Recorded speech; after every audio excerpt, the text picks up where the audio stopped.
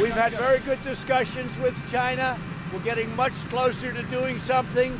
They very much want to make a deal. As you know, their economy went way down since we've been doing this skirmish. I spoke with President Xi yesterday.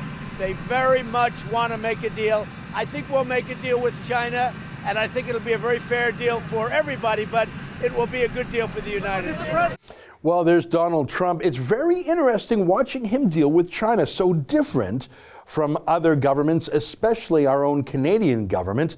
Do you recall that our ambassador to China basically said more when asked what terms he wants with China? He'll take any deal. Donald Trump seems to be pushing China away, making them want a deal more than he appears to want it. Well, let's talk to an expert on the subject, someone we've been talking to about China's economy and military for quite some time, our good friend Gordon Chang, who's a columnist with the Daily Beast and the author of a book titled The Coming Collapse of China. Gordon, great to see you again. Thanks for being here.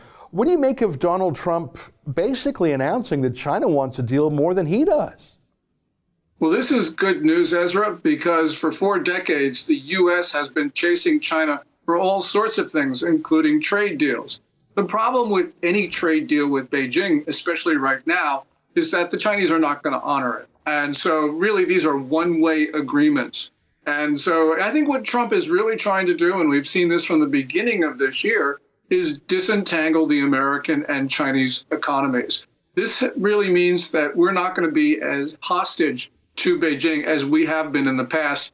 So although, this is going to be unfortunate, nonetheless, this is, I think, what absolutely is required right now, because after 4 decades, we've seen that we cannot come to terms with China, especially under Xi Jinping, the current ruler. I understand the rationale for America's engagement policy. I mean, it was Nixon and it was Kissinger who came up with the idea of triangulating against Stalin, about having a counterweight to the Soviets. And that was when China had a military force, a population, but was not an economic juggernaut. Things have certainly changed, haven't they? I mean, I think his history may bear out that decision made 40 years ago, but that dynamic really isn't at play today, is it? No, it isn't. After the end of the Cold War, the rationale for relations with China really just changed. Right now, what we're seeing is China stealing hundreds of billions of dollars of U.S. intellectual property each year. This is important because we have an innovation-based economy. And if we cannot commercialize our innovation, we just don't have very much of an economy. And that's what this quote-unquote trade war really is about. And President Trump's tariffs are imposed under Section 301 of the Trade Act of 1974 as a remedy for intellectual property theft. So, regardless of what one thinks about trade, no one can be in favor of Chinese crime. Right. Well, and it's so ubiquitous in China, counterfeits, knockoffs. They're often of, retail brands. There's fake Starbucks. There's clothing, expensive clothing brands. There's knockoffs everywhere. That's almost, I won't say it's amusing, but it feels small time.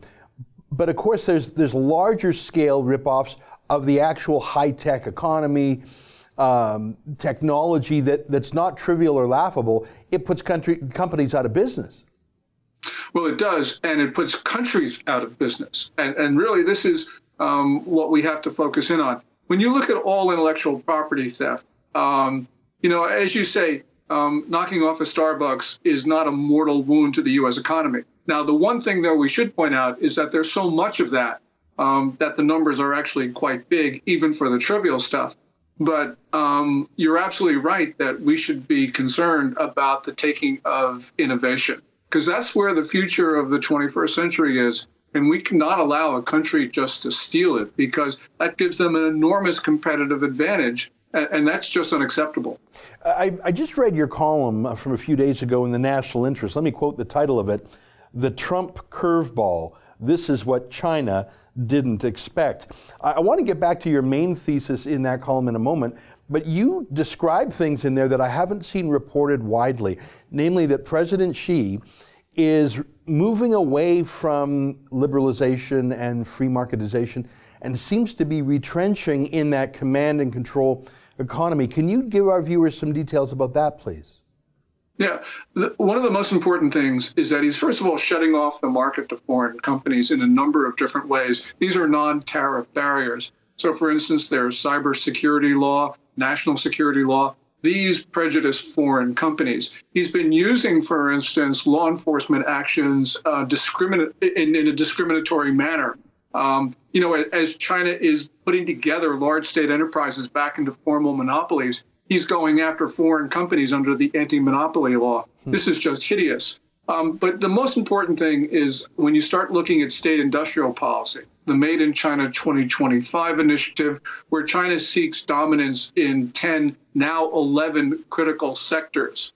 So this is where the future of the global economy is. And China, through means which are violating their World Trade Organization obligations, are doing a number of things to basically control 5G, wireless, robotics, artificial intelligence, semiconductors, all the rest of it. So this is where our critical focus should be. Mm-hmm.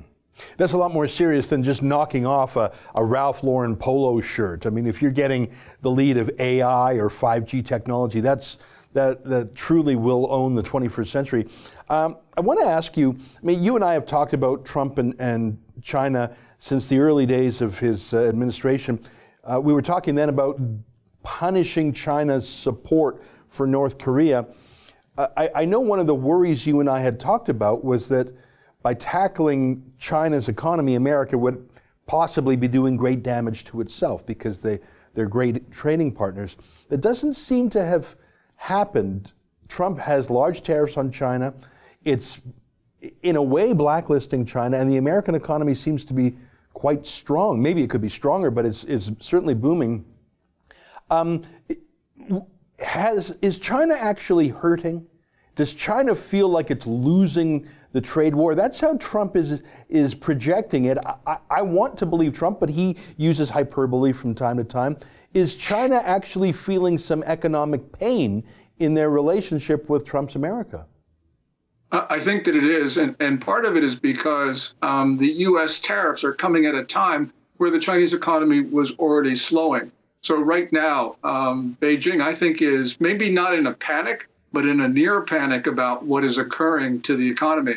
At this particular time, it's very hard to figure out China because the numbers coming out don't make sense. But there's a clear notion that China is slowing down. And large part of it is because of the tariffs that President Trump has been imposing.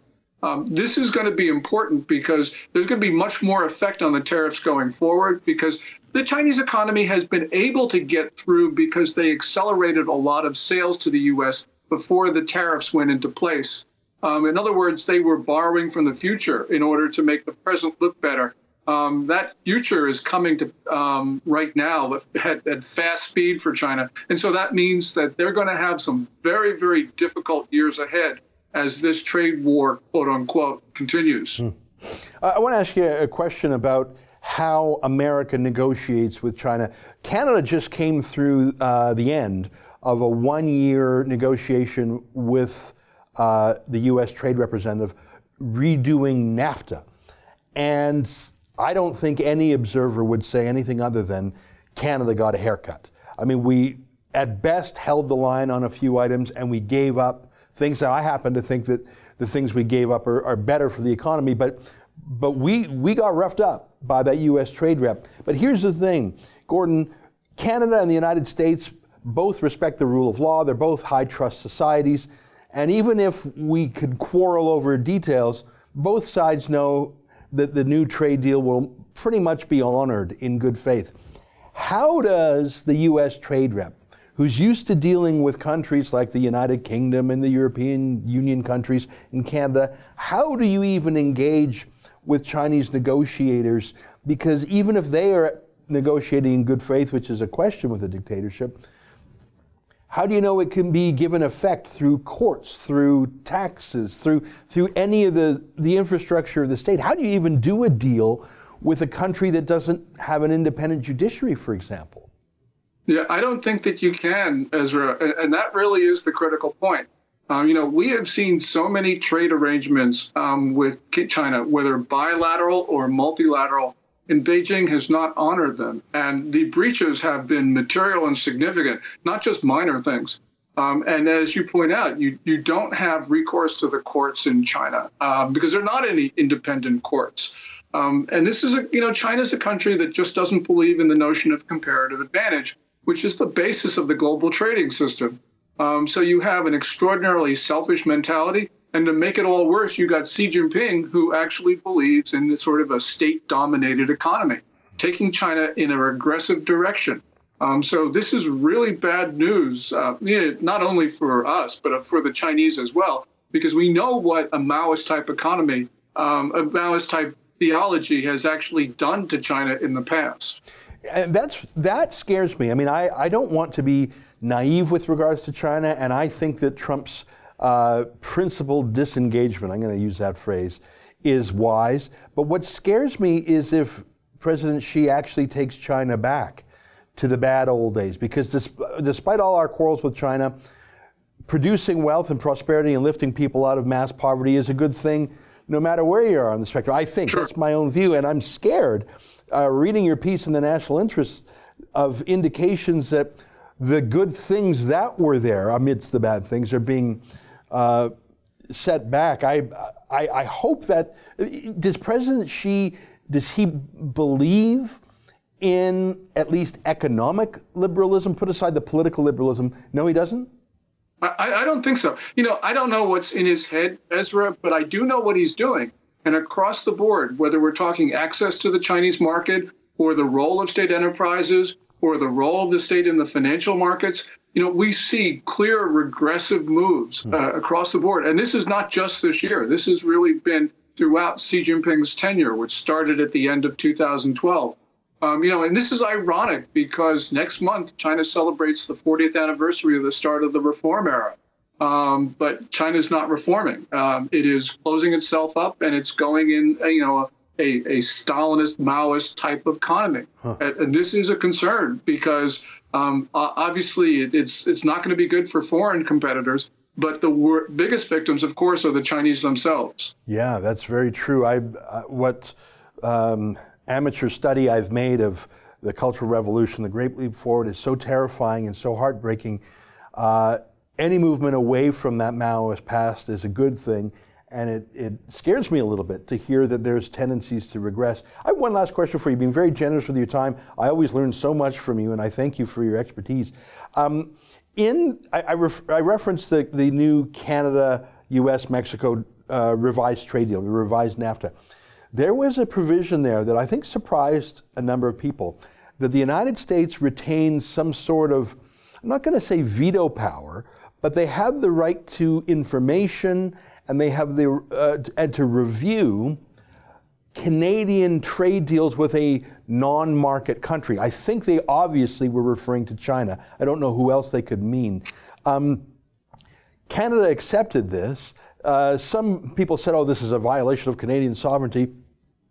But it's obvious the United States is worried that Canada might be doing some deals with China that are contrary to America's interest and that they want the right to know about. Do you have any comments? Have you heard about this provision? Do you know anything about it?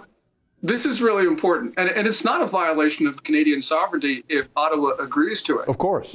All trade agreements have restrictions, and that's the reason why you have agreements. So the United States and Mexico have also agreed to restrictions on their free action. So, to say this is a violation of Canadian sovereignty is ludicrous. Right. This is important because what the Trump administration is saying is that, yeah, we can trade among ourselves because we have open economies, but you can't allow a closed economy like China to, prey upon free economies like ours. And so I think it's absolutely appropriate for that provision to be in a USMCA, the successor to NAFTA. Well, that's a great point. I mean, I agree with you. If we agreed to it, our duly elected government agreed to it, it is not a violation of our sovereignty, but it certainly is a new requirement from our great ally, which I think shows their concern. Well, listen, Gordon, it's great to have you as always. I could talk with you all day, but I know you have other demands on your time. I look forward to our next talk, and who knows, maybe President Trump's prediction will come to pass, and there will be some improvement in the bilateral relationship, and hopefully, not only will it be good for America, but hopefully it will help coax China on the right path too. Maybe we could talk about that as the news develops. Thanks very much, Ezra. Great to see you again. Well, thank you so much. That's our friend Gordon Chang. He's a columnist with the Daily Beast. His book is called The Coming Collapse of China, and may I recommend his most recent article in the National Interest called The Trump Curveball. This is what China didn't expect. Always an education to talk to Gordon. That's an excerpt from my daily show, The Ezra Levant Show, weekdays at 8 p.m. Eastern. Every day I do a monologue, interview a guest, and read my fan mail and my hate mail. To subscribe, go to therebel.media/shows.